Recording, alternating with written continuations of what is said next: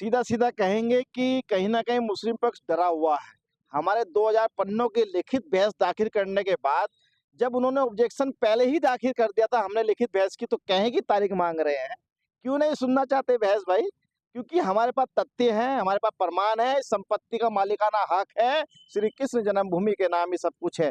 हमने दो चीज पूछा है कि समझौता यदि हुआ है तो जिला न्यायाधीश उसके संरक्षक है, भगवान नाबालिग है और नाबालिग के संरक्षक जिला न्यायाधीश, उनसे अनुमति ली गई क्या? दूसरा, वक्फ बोर्ड की बात करेंगे तो हमने उनसे पूछा है कि वक्फ बोर्ड का काम केवल वो संस्था है जो मुस्लिम पक्ष अपनी संपत्ति अचर संपत्ति को दान में देते हैं, उसका लेखा वो करते हैं, कहाँ से दान में आई, कोई प्रमाण पत्र है, दान पात्र है? सीधा सीधा अस्मा लतीफ रूलिंग जो माननीय सुप्रीम कोर्ट की है उस पर लागू हो रही है 39 बिंदु कि जब जवाब दावा दाखिल हो जाता है प्रतिवादी का तो 7/11 नहीं चलेगी, वो खारिज होगी और बिंदु इशू होंगे। सीधा सीधा क्यों परेशान हो रहे हो भाई? सुप्रीम कोर्ट की रूलिंग है वो माननी पड़ेगी। और हम सीधा सीधा कहेंगे कि जन्मभूमि हमारी है, हिंदुओं की है, ये किसी कीमत पे हम नहीं देने वाले हैं और हम इसको लेके रहेंगे। माता शाकुम्भरी पीठाधीश्वर भृगुवंशी आशुतोष पांडे मुख्यवादी, श्री कृष्ण जन्मभूमि नाम साईं ईदगाह अध्यक्ष, श्री कृष्ण जन्मभूमि मुक्ति निर्माण ट्रस्ट मथुरा। जी, आज करीब एक सूट नंबर 7 में हुई और साथ साथ हमारा जो सूट है सूट नंबर 4 उसमें बहस हुई। तो प्रारंभिक बहस यही थी कि जो प्रतिवादी ने जो मुस्लिम पक्ष है उन्होंने ऑर्डर 7 रूल की एप्लीकेशन फाइल की थी सीपीसी की, हमारी प्लेंट के अगेंस्ट में जो भी उनको बिंदु थे वो उन्होंने हाईलाइट किए आज, और साथ साथ उसमें मुख्यतः 5 बिंदु थे। लिमिटेशन एक्ट का प्रोविजन से बार्ड है हमारा प्लेंट, साथ साथ जो है उसके बाद वक्फ एक्ट से बार्ड है, प्लेस ऑफ वर्शिप एक्ट से बार्ड है, ऑर्डर 23 रूल 3A से बार्ड है और सेक्शन 34 स्पेसिफिकली एक्ट से बार्ड है। यही उनकी आर्गुमेंट है कंसाइज में, तो उसी को बार बार रिपीट कर रहे हैं। उसका हमने पैरावाई जवाब दिया। शुरुआत हुई कुछ करीब आधे घंटे हमारे सूट नंबर 4 में बहस हुई है। तो उसमें हमने मुख्य रूप से लिमिटेशन एक्ट के बारे में कहा है कि लिमिटेशन एक्ट से बार्ड नहीं है हमारा सूट, क्योंकि ये परपिचुअल माइनर का सूट है। जो डीटी है भगवान कृष्ण जो कृष्णलला हैं वो माइनर है, माइनर के ऊपर लिमिटेशन अप्लाई नहीं होता। उसके बाद फिर दूसरी थी प्लेस ऑफ वर्शिप एक्ट की बात। प्लेस ऑफ वर्शिप एक्ट की बात हमने कहा साहब क्योंकि वो अभी उसका रिलीजियस जो करेक्टर है वो डिफाइन नहीं है। उन्होंने खुद ही कह रहे हैं अपने कुछ डॉक्यूमेंट जो उन्हें सर्व कराए हैं कि ये मॉस्क्यू एज वेल ईदगाह है, तो खुद ही अभी कंफ्यूज है अपनी आइडेंटिटी पे, अपने जो स्ट्रक्चर है उसकी आइडेंटिटी पे कि वो मस्जिद है कि ईदगाह है, क्योंकि दोनों की आइडेंटिटी अलग अलग है। तो ये जब खुद ही कंफ्यूज है तो वो भी हमारे पे लागू नहीं होता। साथ साथ ऑर्डर 23 की बात करते हैं, कॉम्प्रोमाइज के बेस पे करते हैं साहब। कॉम्प्रोमाइज के बाद उसको फाइनलाइजेशन होता है, जबकि उससे पहले एक ऑर्डर 23 रूल 3 है, उसमें कह रखा है कि अगर कोई भी कॉम्प्रोमाइज जो अनलॉफुल तरीके से इलीगल तरीके से ऑप्ट किया गया हो वो अप्लाई नहीं करेगा प्लेंट पर। तो इसी तरीके से और सेक्शन 34 था स्पेसिफिकली, उसके अगेंस्ट हमने स्पेसिफिक रिप्लाई दिया।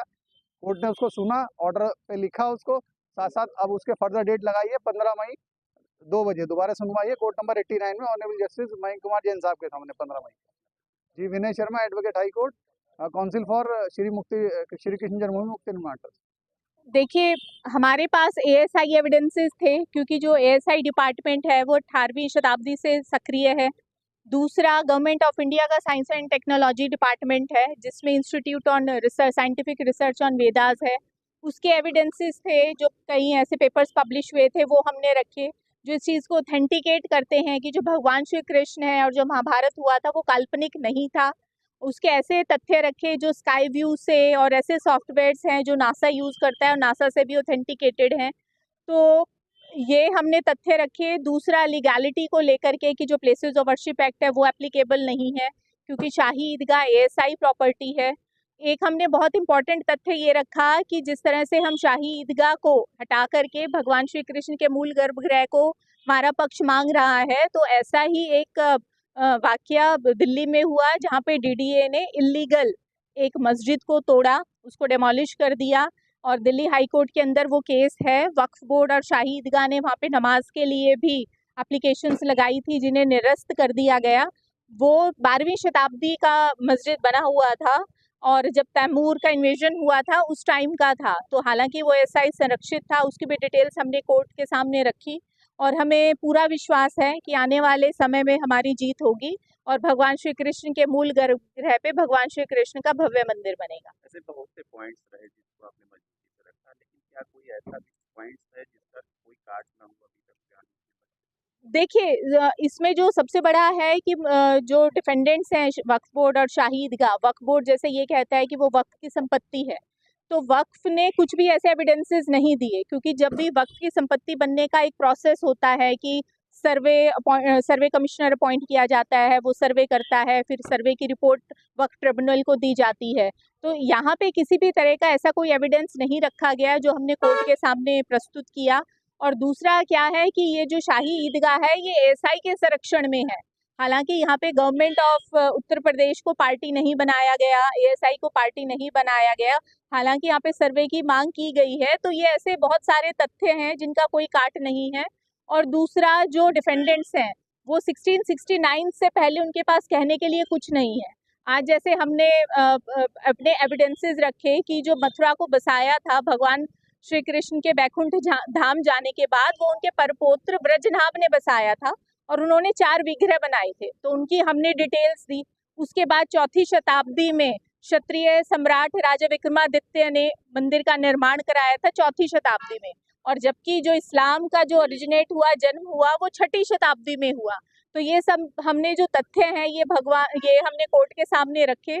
और दूसरा जो हमारे भगवान हैं उनकी जो जमीन है और जो उनका स्थान है, जब जहाँ पे भी प्राण प्रतिष्ठा होती है तो वो कहीं पे भी खरीदा बेचा या किसी के साथ समझौता नहीं किया जा सकता। इस चीज़ को हमने कोर्ट के सामने रखा और कोर्ट ने काफ़ी गंभीरता से हमारे विचारों को सुना और हमें पूरा भरोसा है। शाही ईदगाह का अगर बात करें तो कोर्ट के समझ में उन्होंने कोई भी ऐसा एविडेंस नहीं रखा जिससे ये प्रमाणित हो कि जो जगह, जमीन या स्थान जो विवाद का है उसका कोई मालिकाना हक उनके पास कुछ ऐसे प्रश्न नहीं, बिल्कुल आपने बहुत अच्छा प्रश्न पूछा। ये हमने कोर्ट के सामने ये कहा कि जब 1968 में जब समझौता हुआ तो उससे पहले जो झगड़े कोर्ट के समक्ष चल रहे थे, तो जो डिफेंडेंट्स थे कमेटी शाही ईदगाह वाले ही, वो लोग आपस में ही, क्योंकि शाही ईदगाह के अंदर बहुत ऐसे कमरे थे, तो उन्होंने डिफेंडेंट्स ने आपस में ही एक दूसरे पे मुकदमे डाले हुए थे, जिसका हमने ब्यौरा दिया, हमने एविडेंसेस दिखाए कि जो 1968 में जो समझौते उसमें जो पार्टीज थी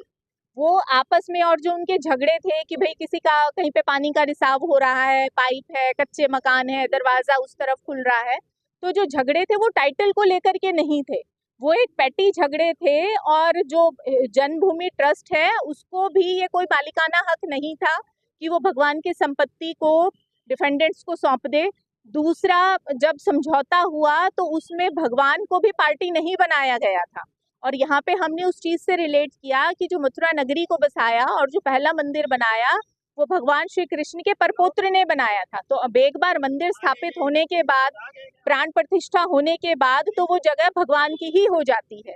तो ये हमारे स्ट्रॉन्ग तथ्य थे जो हमने कोर्ट के सामने रखे, और हमें पूरा विश्वास है कि यहाँ पे जल्दी ही मंदिर बनेंगे। जो है शादी जी जी उसको लिखा जाए तो जैसे नगर निगम कहते हैं जी हाउस है, जी जी और असेसमेंट होते हैं, जी नंबर होता है, ये जी सब के जैसे एविडेंस बहुत जरूरी होते हैं किसी मालिकाना हक को लिए, तो ये जरूरी कागजात भी हम लोग नहीं, उन्होंने अभी तक कोई भी कागजात नहीं दिखाया, और अभी भी जो वहाँ पे पानी का जो बिल आ रहा है, बिजली का बिल आ रहा है, प्रॉपर्टी म्युनिसिपल टैक्स में है, वो श्री कृष्ण जन्मभूमि ट्रस्ट के नाम से ही आ रहा है। तो उसमें शाही ईदगाह के नाम कोई बिजली का कनेक्शन वगैरह भी कुछ नहीं है। हालांकि शाही ईदगाह के ऊपर जो बिजली चोरी के मुकदमे चल रहे हैं और बीच बीच में उनके ऊपर ऐसे फाइन पेनल्टीज लगे हैं जो कि मीडिया में वो सबके सामने जाहिर है। बिल्कुल, ये देखिए, ये बिल्कुल एविडेंसेस का पार्ट है। और अभी तो ये था कि भाई जो ऑर्डर 7 रूल 11 की जो हमारे सूट को निरस्त करने के लिए वक्फ बोर्ड और ईदगाह ने जो एप्लीकेशन लगाई थी उसी पे ही बहस हुई, और ये आने वाले टाइम में जब ट्रायल चलेगा तो इसकी भी जो फाइंडिंग है ये भी ट्रायल का, और जब इश्यूज फ्रेम होंगे तब उसमें इम्पोर्टेंट पार्ट बनेगा। 15 मई को मामला जी अब सकता है रिजर्व। हाँ, बिल्कुल उम्मीद है, और जैसे कोर्ट ने कहा कि अगर होगा तो 16 तारीख को इस पे पूरी आर्ग्यूमेंट्स को कंक्लूड कर दिया जाएगा, क्योंकि अभी हिंदू पक्ष के सभी आर्ग्यूमेंट हो चुके हैं।